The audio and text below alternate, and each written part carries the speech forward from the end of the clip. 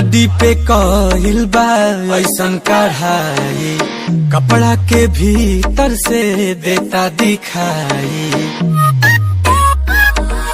Body पे कहिल बा ऐसन कढ़ाई, कपड़ा के भीतर से देता दिखाई। कहवा से किने लू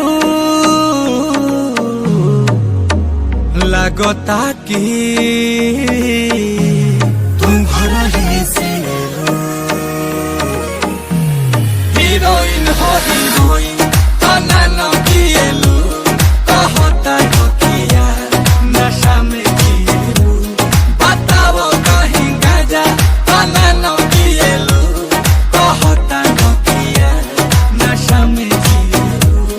हीरोइन हो